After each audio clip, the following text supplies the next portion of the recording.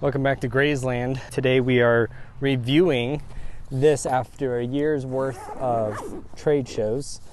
We didn't go the entire year, but we've had it a year, and we went to several different events with it, 4th of July events. And overall, what is my thought and opinions of it? And today I'm going to be showing you how to assemble it by yourself and then give you some tips as we go from my experience. We'll start off with the actual bag itself. First of all, these wheels are still holding on. The screws are loose, so that was finger tight. I'm glad I checked that. Is the other one loose too? No, so only one side was loose. So I need to go back later on and actually tighten that. Overall, I would say if you have to if you're in a big city and you have to haul it pretty far from your vehicle to the actual destination, I wouldn't have much faith in these wheels. But this is also on the cheaper end of canopies.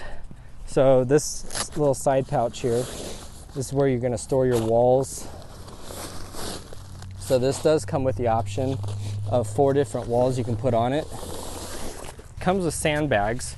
We've never even used them, but you can get sandbags for fairly cheap on Amazon if these things wear out. I've bought in several sets of sandbags before, and I already had sandbags. That's why I never used them. But one thing I've noticed with the sandbags I have, which I'll show you, it's allergy season, so that's fun. So you're just gonna have to deal with my sniffling the entire time, sorry. You can see they kind of wear out pretty easily. They're single stitched. Let's see if these are single stitched.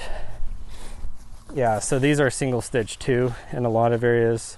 The tops are double stitched, but that's just because of the Velcro at the top. So single stitched, they probably aren't going to last very long. The bottom actually looks like it's double stitched. So I take that back. Just the side is single stitched. So I can't honestly say how good the bags are going to hold up in a more open area, a rural farmer's market. Then you're going to have stronger winds, or potential of having stronger winds. It could be a nice day like today, and then all of a sudden you get a wind gust go through there and really mess you up. So if you're in a city, you got buildings and stuff around you to kind of break that wind. And then that's when, if you don't really have a risk of wind, the sandbags are fine. You also have stakes. This came with the stakes, and we have used these before. You need a hammer, and then you also need a pry bar to pull them out. Don't pry on the little yellow piece or the orange piece. Don't pry on the orange piece when you're pulling them out of the ground. You want to pry on the hammer, or on the nail with your hammer or with a pry bar. These are good for actually staking into the ground, but if you get really strong winds, it's still going to pull these right out. Obviously, we had one that was pretty nasty winds on it. What I would recommend, we have these square blocks that are used for patios or porches, and it's basically a concrete cinder block. And then you get your string, you just wrap it around the block and then tie it to it, and it's not going to go nowhere with that. Well, I guess it could, but it'll probably rip the canopy before it pulls that out. Another option, you have an old empty 1-gallon bucket of paint, or my preference, I always want to have more weight than I need. You get a 5-gallon bucket and fill it up with sand, because you don't want, if it does get knocked over, you don't want to be spilling paint all over the place. That'd be a bad day. But you fill it up with sand, and then that would be a good support to hold down your canopy as well. Since we're out in the yard and it's kind of a nice day, I'll probably just use the stakes, if I even stake it down for demonstration purposes. So it's got a handle on one end, the wheels are on the other end, and it does a decent job rolling. Technically everything's still in place. My only gripe is it is cheap plastic wheels, and it probably eventually is going to break. For now it hasn't broken. And here's the thing, if you're new to craft shows or farmers markets, I wouldn't say go get a nice $600, $700, $1,000 canopy with your custom name on it. Just get the cheapest thing you can get, like this, just to test the waters and see. A lot of times I feel like we spent more money renting the space at the farmers market than we actually made in selling stuff. Another thing to think about is maybe, obviously we all want to make money, but maybe that's not the main reason to go to a farmers market. A really good reason to go would be so that way people can touch and smell and taste your product, and then you can get real world results right away, what they're thinking of the product. You got 20 products on the table, which product are they always grabbing for? Which one do they want to smell? What do they not even recognize or notice? and that might be worth more than the products you might sell at that farmer's market, and then you could take that knowledge and move it online or something like that. We have a little fraying on it, but overall the bag still held up, and we do keep it stored inside the garage so it doesn't get exposed to the sun or anything like that. We keep this stored separately outside of the canopy or outside of the carrying case, just because unless you fold it perfectly like bed sheets, which we've only used one of these back sides, so some of these, this is still from the factory folded. Once you take it apart and it blows in the wind and gets dirt on it, it's a pain in the butt to fold it back up, and it's like trying to get a jigsaw puzzle back into this thing. So just get like a old backpack or something to store the rest of it in. Don't rely on that unless you have OCD and you're going to spend a few hours recording. So we're going to show you how to install this thing by yourself without help. And then also they have these cheaper canopies where the legs are at an angle. Do not get those canopies. If it's at an angle, first of all, it creates a tripping hazard, because now people see the arm up here, but the leg is down here. And I guarantee you some little old lady's gonna trip over it. You want it to go straight up and down. Also, a lot of these farmer markets, the tents are that close. You got 10 feet of room for your box, or 8 feet, whatever your farmer's market is. Your next door neighbor is literally right on that same line as you.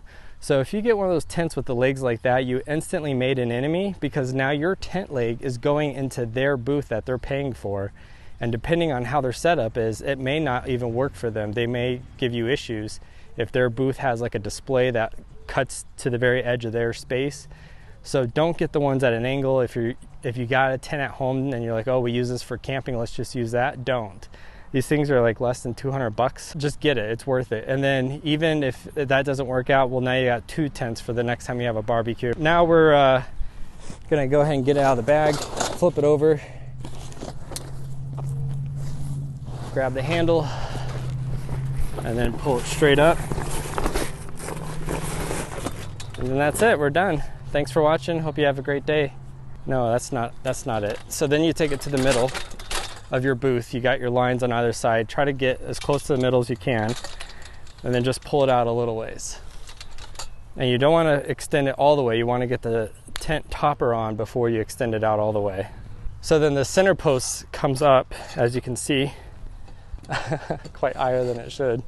But when it's extended, it's not going to fall like that. But for now, we get it a little bit out.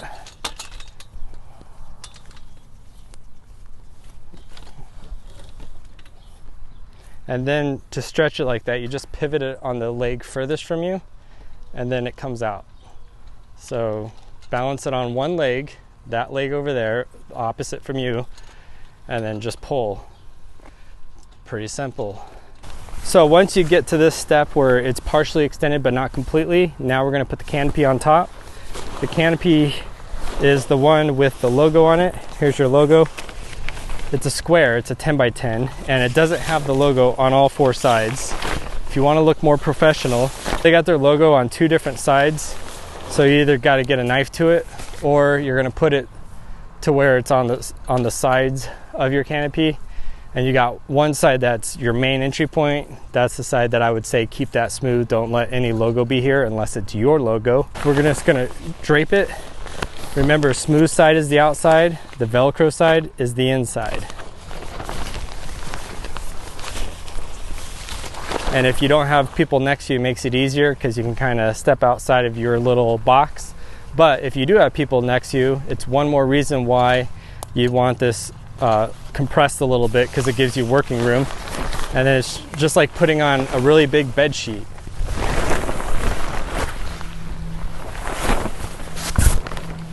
And if you got some wind, use the wind to your advantage. When it's fully extended, this thing's going to fit like a glove, so that's why you want it loose to make it way easier to install. Now I'm just going to bunch it up until all the corners are in the corner. Here's the little corner piece. Get the fabric in the corner. Let all that loose fabric sit inside the canopy. And then we want to find our middle piece. with the canopy like this, I would recommend you just crawl inside and then we'll show you what to do. You got this little sock right here in the middle. It's already 100 degrees in this thing. You pull up your little pipe a little bit and then you're gonna slip it around so the string is completely around it. Can you see that good? And then you got this little attachment right here. You're just gonna pull it tight. And then now watch the roof. It goes up with this. That's what we're looking for. Don't worry about this bottom piece. It's just gonna sit in there. But when you stretch it, it's gonna have something to rest on. So it'll all make sense in the end. But right now, you just wanna do that. Otherwise, it's gonna be a pain in the butt to do it later. So then one last thing before we stretch it. If you wanna come in close and look at the inside of this, this is the corner piece I was talking about earlier. I'm gonna flip it inside out. You got two little Velcro marks there. And then there's Velcro here. I think like one of those cat or dog hair brushes can get some of this old lint out if yours got nasty. But anyways, what you want to do is just line it up where this crease right here goes down this crease right here, and then it's going to grab it.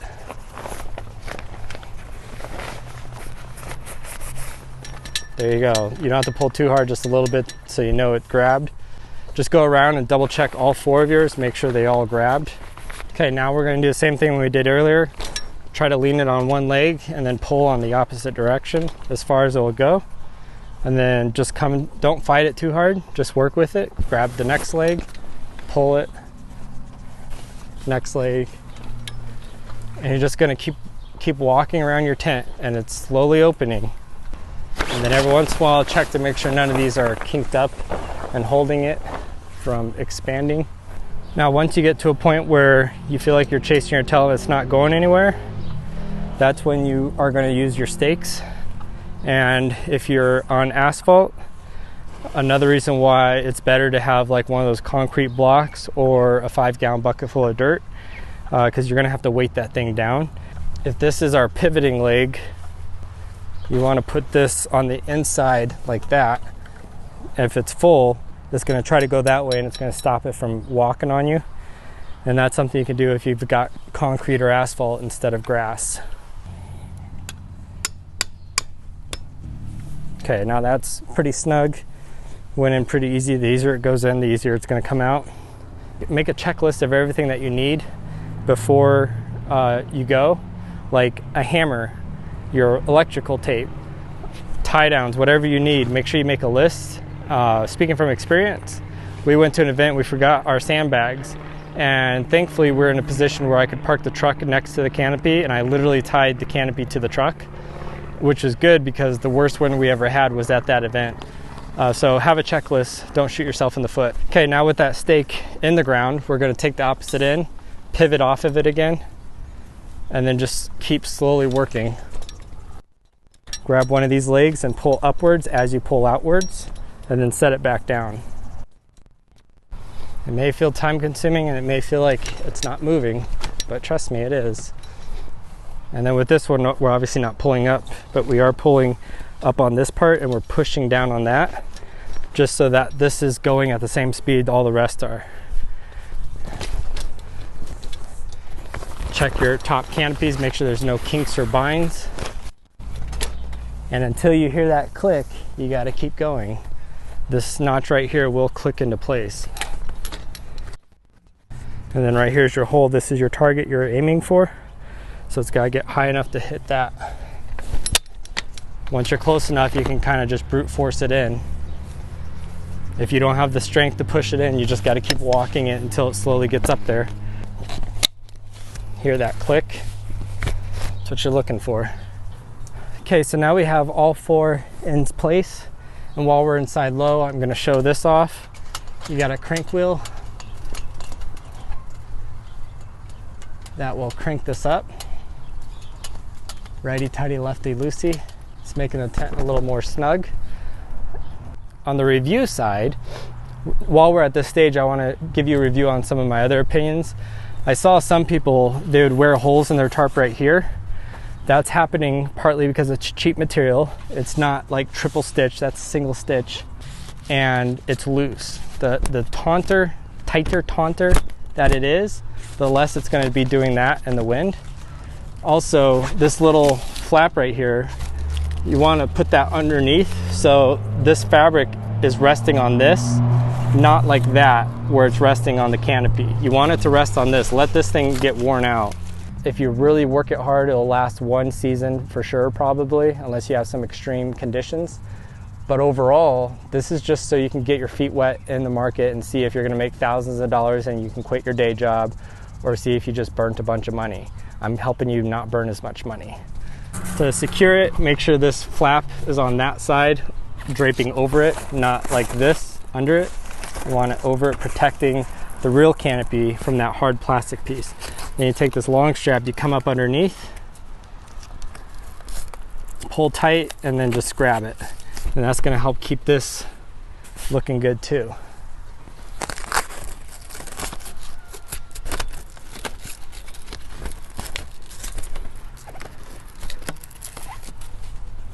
And then righty-tighty, lefty-loosey. It is just a cheap piece inside, so you can't go too crazy with it. You start hearing tension on the spring, that's probably as far as you can go. I didn't take my own advice. Now, if you're going to put a sidewall on, we'll put on 3, just so I can really demonstrate the awesomeness of this. If you're going to put your sidewalls on, now's the time to do it. You want to find the side that's got the Velcro. That's your top. You got little Velcro holders. Wrap one around it. And that's mainly so you don't accidentally go too far one way or the other. So I'll dramatize it so you get what I'm saying. Like if you started here, it's going to give you problems obviously as you go around. Same thing as if you started here. Now those are both extreme situations, but this Velcro strap will help you not get in a small situation. Hook it on the Velcro. You can be as OCD as you want. It doesn't really matter. It's not going to go anywhere. And then you just work that around the whole side. If you're doing multiple sides, you start on one corner and you work your way around. Start Velcroing your sides before you whack your neighbor booth in the face with your tent. Just do the top 2. You don't have to do all of them. Just the top 2. And you also can't really snug them tight because this pipe's going to move on you.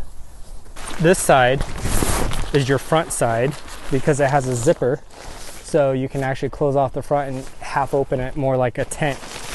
So if you have a front side, this is what it looks like. For the sake of this video, I'll go ahead and put it up so you can see what the front would look like, since we're not going to put the front on. So Velcro's your top. Same thing as before.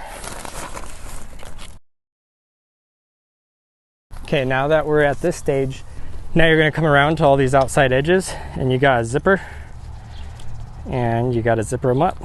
Don't go all the way, just go as far as your straps. And then you might have noticed this little D-ring right here. This is, you should have gotten string with yours. You're going to tie your string to that, then take it all the way down to the stake and then tie it to the stake. That's how you have extra security on it. Or if you have a weight, tie it to your weight. I prefer the weights more than the stakes. If your ground is really soft, you got these long dog stakes that looks like a corkscrew, where you screw it into the ground. You don't even need a tool. You can use your hands if your ground's soft enough. And that's going to hold a lot better than a single post stake. Doesn't come with it. You'd have to buy that separate, obviously. Now the video is showing how to do this by yourself, but if you're one of the rare people in the world that actually have 3 friends, then it can be staked before you raise it. Get one friend on each pipe, each stake. Maybe you can get other vendors around to help them, and then when it comes to be your turn, maybe they'll help you. But put your foot on the tab, and then if there's 4 people, everyone lifts up at the same time. Easiest way to do it. If you're doing it by yourself, you gotta have only one stake in to do that. If it's windy, be careful. Okay, with one stake down, we're gonna do like we did before. We're gonna take the opposite corner of the one that has the stake, and we're gonna pull it up until we hear that pop. Push down on the button at the bottom. There's a button right here. You're gonna push it, unless you broke it by hitting it with the hammer. And then step on the bottom peg to keep the leg from going up with you. And just keep going. Have to extend it out a little bit. Keep going until you hear that pop. It wasn't very loud, but it had the pop. I'm gonna go to the other side that has the stake, push the button.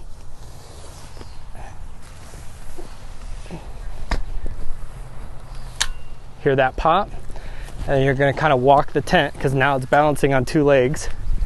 And then this one's going to be easy peasy. Just push down. Now you only got 3 legs. It wants to lean the other direction. You just walk it.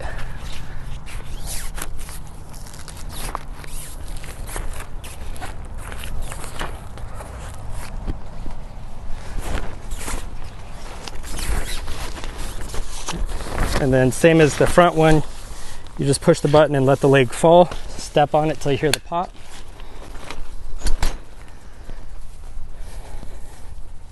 And there you have a fully erected tent. So once it's fully up, then you can come back around. Make sure all your Velcro straps are inside. It is easier if you strap them before you zip it, but you can, if you want to fight it, you can strap them throughout the day as you're bored from the inside, but that's going to be a pain. So just do it now. And then take small little bites, pull the fabric close.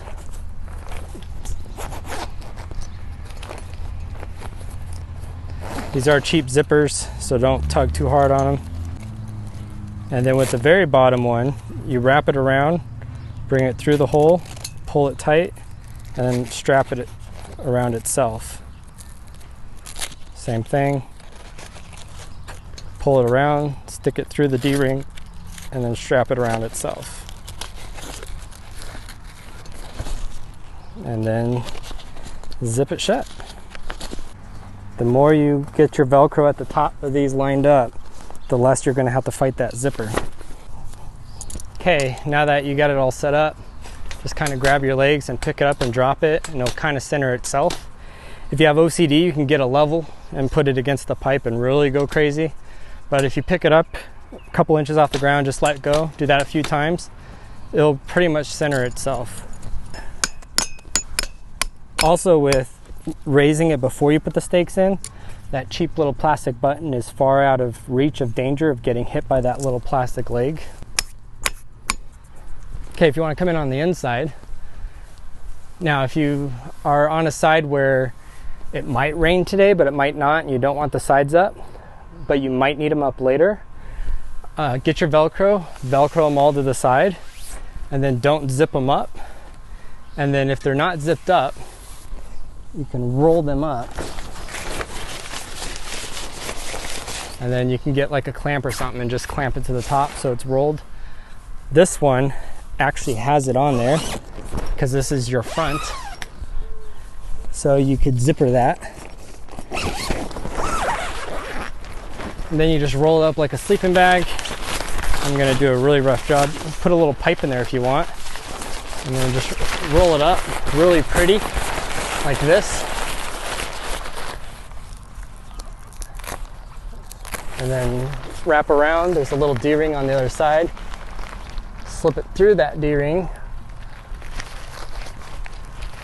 and then there you go. Now it's just one, obviously there's 3, so you'd have one here and you'd have one here. If you're gonna do that, and definitely if it's presentation, I would just put a really light bar in there.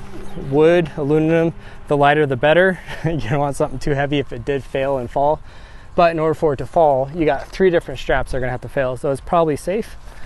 But you can also roll it up if it's not taped to the canopy. Roll it up and then just slide the pipe out, and then it looks pretty and it doesn't have a falling object in there. Being here in this country, you got to worry about lawsuit happy people looking to cash in easy. Of course, if you're trying to get rich quick on a slip and fall case, shaking down someone that's selling stuff at a farmer's market's not the best type of person to try to sue because they probably ain't got much money. So here we go. There's it open. You can see we got the logo on the outside. It'd be really easy to pull that off with a stitch remover. If you don't have that, like even a knife, just put a knife on it and pull it out.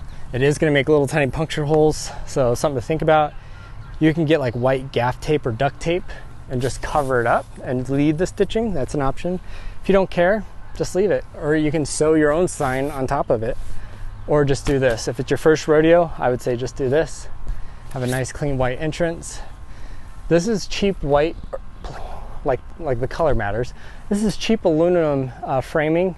If you got light stuff, you can hang from it. If you're like CNCing heavy wood, you probably want to think twice before hanging too much of heavy stuff on it.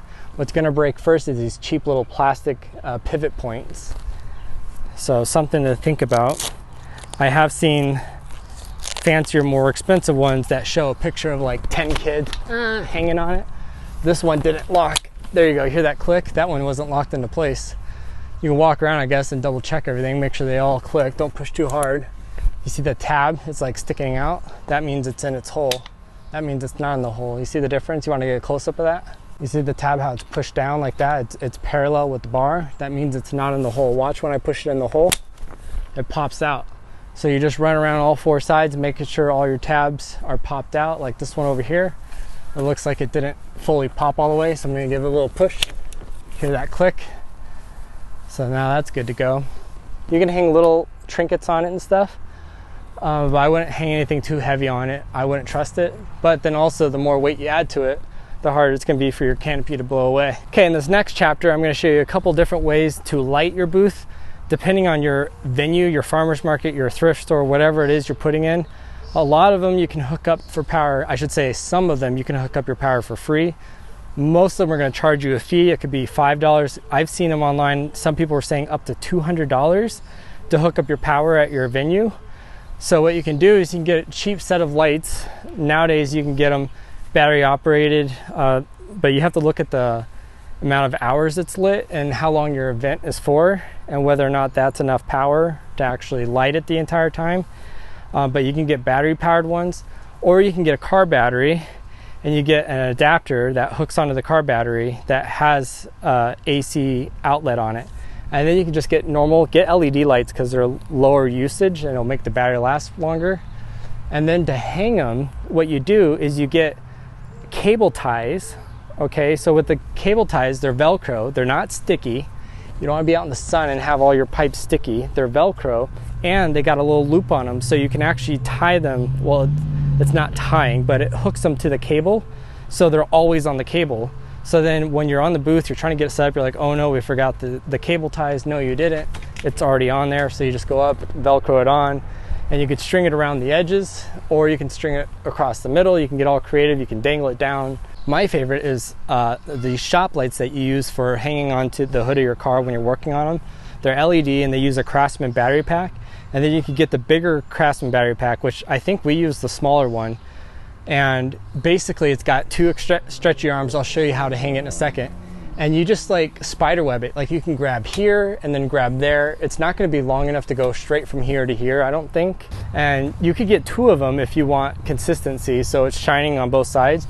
And don't point it down at your products unless maybe you're showing jewelry and you really want a lot of light. You can just point it up at your ceiling. And then also when people are walking around, if it's dark out, if your whole canopy is lit up at the top, it's going to draw attention to your canopy, your booth. So you hook it on this and you point it straight to the ceiling. It's going to bounce off the ceiling and come and flood your thing. It's more than enough light you'll ever need. And then you can even get one of those little battery packs that are like that big to throw in your backpack as an emergency. But you probably want to, we went through a whole night for a 4th of July event and it didn't even dim low. It was still like half full. So get one of those. That's what I would use. If you want cute little Edison bulbs or something, that's a different route with the battery and the adapter. I'll put a link for that too if you're interested in getting that. That's also an option, but we're gonna have to come back later when it's dark. So with the power of YouTube magic, and just like that, it's nighttime. So this is what I was talking about. This is the Craftsman. I'm sure there's other companies that make them, but they hook onto the hood of a car so you can see what you're doing. This is what it looks like. Watch how quick this gets installed. I'll do this slow motion for you. Boom. Done. That's literally all there is to it. Now you have two options. You have one where it's pointing down at you, but look how much the ceiling is not lit up. Hardly at all. Now this is going to be a major mosquito attractor, all this light, but watch what happens when I flip it straight up. First of all, see how lit up I am. I'm going to spin it around. Now I'm still lit up, arguably, however much. It's hard to know how good you can see me on camera versus real life. But if I had a production booth and stuff down here, you could see everything I'm selling, and the light's gonna light up the top of your canopy. And if you had 2 of these, I only have one. I've only ever used one at the shows. But if you had 2 of them, you could put it towards the front and cock it more towards the rear, or vice versa. Just so that way, if you want to really get nitty gritty about how it looks on the outside. But this is a real quick and easy thing. This little thing right here is all it takes for the battery for power. And this is the smallest version, but you can get the larger one too. Obviously, larger ones can be twice the price. But you can rearrange it however you want. You can angle it so, like, if you want to just go nuts and get like 4 or 5 of these, that's an option too. No one's gonna stop you. But like if you had jewelry or something that you really wanted a lot of light on, you could literally wrap it around however many sides of this you want, and it's literally right on the table, so it's gonna make your stuff look really good. Another option is Edison style lights. That's what these are. For today's demonstration, I don't have the battery hookup, but I'll show you a picture of how I would set it up. But I'm gonna speed up here because I'm getting eaten alive by mosquitoes, so that's fun. But these are the Velcro straps I was talking about. They come in different colors, so if you want to be themesical with your channel, I guess this is a homestead channel, so we'll use the green ones. But they're just little strips of Velcro. They got the little tags on it. And the thing I like about this is you're setting up for the trade show. You're gonna have tons of things you're carrying in. It's just one less thing you have to carry in. You can literally strap it to your light and it's not going anywhere. It's gonna stay on it forever.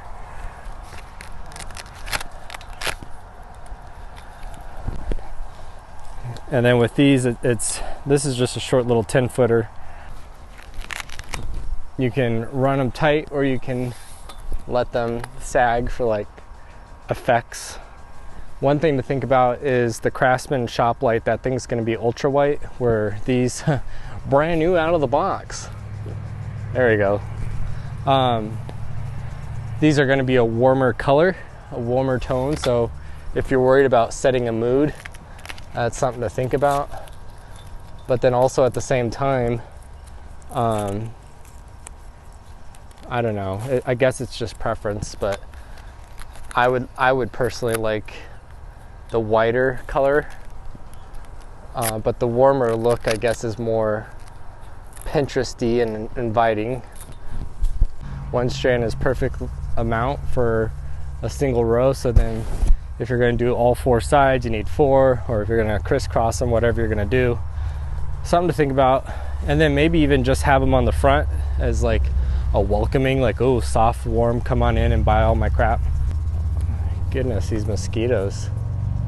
I thought having chickens I would no longer have a mosquito problem, but clearly they can't keep up with the demand.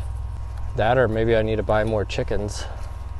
Throw this off for a second so you can see kind of the comparison. Okay, so here we go. Here's 3 sides without the LED shop light in there. And then now let's show it with both, and that's on the high beam. So that's kind of a cool option too. It's running right down the center. So you can get a second one, I guess, if you want a little bit more consistency, and then run it from the center to the back, or if you want kind of a darker area in the back. Also, that's the high beam. There's one more setting, that's the low beam. So that's quite a cute little setup. But we're running off the extension cord, so you're going to either have to pay for their power, or like I said, get the little battery thing. Nice about getting the car battery and then one of those AC adapters is you can also run your phone on a charger. So if you're using some sort of pay portal, you're probably using your phone for Wi-Fi and stuff, and you're going to burn through your power pretty quickly. So that's kind of an option, that it's nice to have that to kind of charge your things as you're going, in addition to having the little Edison lights. So there's my lighting suggestions for you. Feel free to let me know if you have some ideas as well. Just the Edison lights, and then here is the shop light pointing down and then pointing up. And then I was thinking, if you have two of them, you'd staggered one pointed off to the side like that to light the top half of the canopy, and then put another one up here parallel, and then put that to that side to light up the other side. They cross each other. Now you have a consistent glow on the whole top. And then also I was thinking, if you have a certain theme, like orange or something, you could go buy a cheap gel and stick it on top of it. When I say gel, it's like transparency paper, not liquid gel. And then you would just kind of scotch tape it to that, and then it would give a nice cool glow. So that's a thought too. And then all of a sudden, instead of having a white tint, if you're fairy products or something, it could have a blue glow or whatever your theme is. And then also here's with it pointed straight down. So if you want it actually on your tables and you want a lot of light down here, again, that's just one of these, a couple $100. If you're getting into it, I wouldn't go crazy right out the gate and test the water, see if you're actually making money. Just grab one of these, and you might even get one cheaper on eBay maybe. But anyways, if you have any tips and tricks from your experience working in craft shows, feel free to comment below. We'd always like to hear them, and maybe it can improve our craft shows. I have links for everything I talked about here today in the description below. If there's something useful that you want to get, you can use that link, and it helps the channel and it doesn't cost you any extra. I'm trying to get my dream homestead one day, and using affiliate links or buying me a coffee will help do that. Thanks for watching. I hope this helped you enrich your life. You have a great day.